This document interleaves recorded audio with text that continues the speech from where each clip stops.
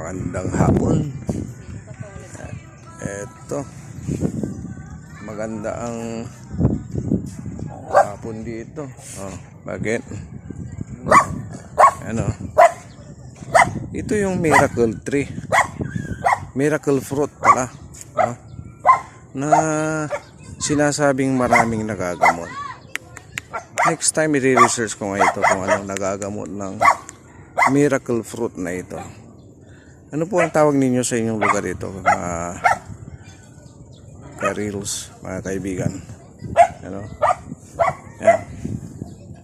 At dito, ito yung tinatawag namin ditong balangbang na lagi akong kumukuha dito.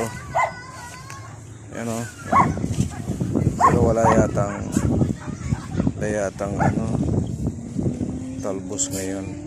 Ayan, balangbang. Masarap ito. Okay. Saglit lang ito na reels. Bye-bye.